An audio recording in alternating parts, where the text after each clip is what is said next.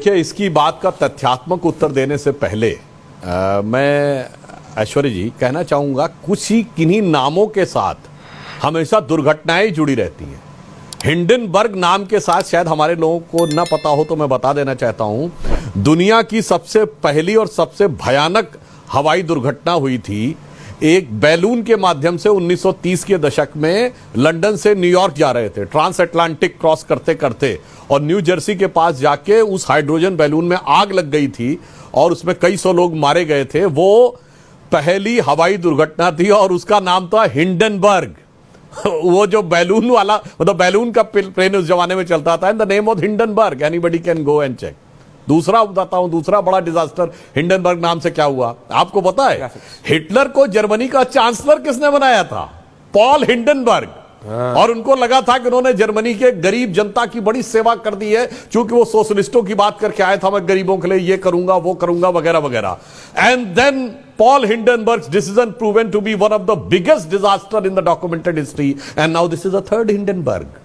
तो कुछ नामों के साथ ही अब शकुन जुड़ा रहता है, मगर शायद जानकारी के अभाव में लोग ज्यादा उठने लगते हैं। अब मैं बताना चाहता हूं, दर्शकों को याद करना चाहिए हिंडनबर्ग रिपोर्ट कब आई थी? 23 जनवरी 2023।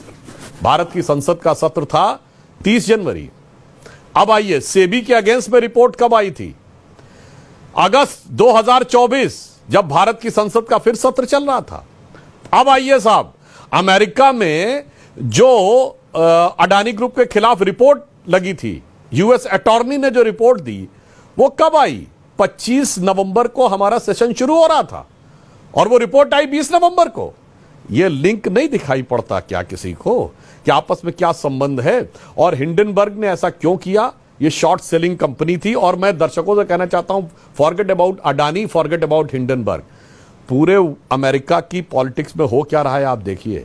क्यूबा के ऊपर से जो इस यानी एक कम्युनिस्ट देश के ऊपर से जो आतंकवाद को समर्थन करने का आखिरी दिनों में जस्ट कल बिडेन ने हटा लिया। जॉर्ज सोरेस को अमेरिका का हाईएस्ट सिविलियन अवार्ड दे दिया। जरा इन बातों को कनेक्ट करिए।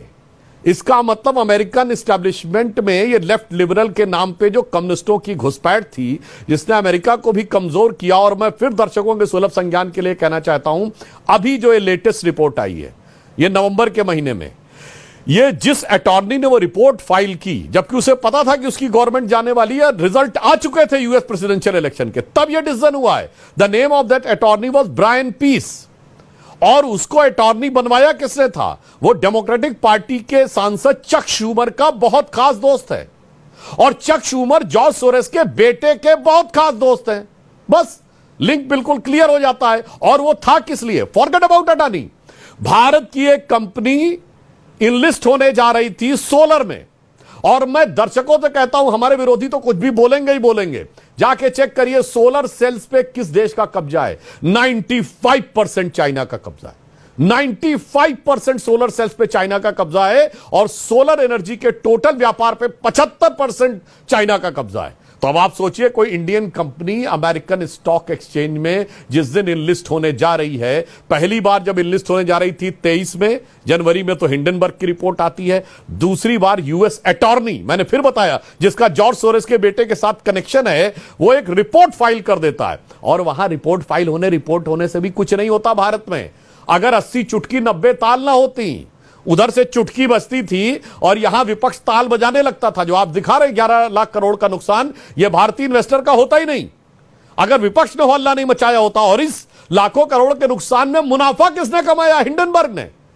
क्योंकि यह शॉर्ट सेलिंग कंपनी थी, इसलिए अमेरिकन कोर्ट ने इसके ऊपर पिछले साल रोक लगा दी थी कि अब आप किसी कंपनी के बारे में रिपोर्ट नहीं प्रस्तुत करेंगे। और मैं दर्शकों को बताना चाहता हूं, एक आधे मिनट में समझा देना चाहता हूं होता क्या है। शेयर मार्केट में एक शॉर्ट सेलिंग ये होती है कि आपने अभी खरीद लिया कोई शेयर और आप उसका पेमेंट एक हफ्ते बाद कंपनी करेगी। अगर इस दरमियान कंपनी के शेयर बढ़ गए तो कंपनी का मुनाफा, आपने 100 रुपए का लिया और एक हफ्ते के बाद वो शेयर 120 रुपए के हो गए, तो कंपनी का मुनाफा 20 रुपए का, क्योंकि कंपनी आपको आज के ही रेट पे देगी 100 रुपए। अगर शेयर गिर गए 50 रुपए के हो गए तो आपका 50 रुपए का मुनाफा, क्योंकि कंपनी को तो 100 रुपए ही देना पड़ेगा। और हिंडनबर्ग ने पहले रिपोर्ट छापी, उससे पहले शेयर्स खरीदे अडानी के। अब पूछिए ना, हिंडनबर्ग की नजर में अगर यह कंपनी गलत थी तो शेयर क्यों खरीदे? और उसके बाद रिपोर्ट छापी और जैसे ही धड़ाम से नीचे गया तुरंत उसने शॉर्ट सेलिंग की और करोड़ों रुपए कमाए। और करोड़ों रुपए कमाने में विपक्ष का बड़ा भारी रोल रहा। अब तो इस विषय के बारे में जानकारी होनी चाहिए लोगों को, और यह काम कोई भारत में दुनिया में पहली बार नहीं हो रहा है। मैं दर्शकों से कहता हूं जाके चेक करिए, जॉर्ज सोरस ने 1997 में ब्रिटेन के शेयर मार्केट को क्रैश करके एक दिन में $1 बिलियन कमाया है। एक दिन में $1 बिलियन कमाया है। और उसके बाद साउथ एशियन मार्केट्स को क्रैश करके 2000 के दशक में, भूल रहा हूं एग्जैक्ट ईयर कौन सा था, उसमें फिर इतना मुनाफा कमाया है। और यही चाल चली थी भारत के बारे में भी।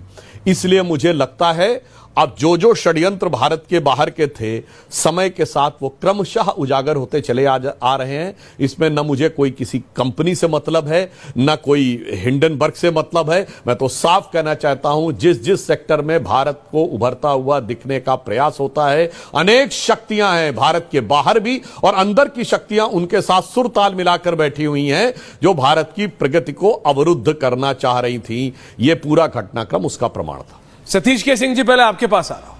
और एक भी तथ्य मैंने गलत बोला हो तो मेरे विपक्षी मुझसे कह सकते हैं, मैं अपना बयान वापस लूंगा। और मैं ईमानदारी से कहूंगा, भदौरिया जी इत्यादि भी यहां बैठे हैं, अनुराग जी को तथ्यों पे जवाब दीजिएगा, फैक्चुअल पे जवाब दीजिएगा।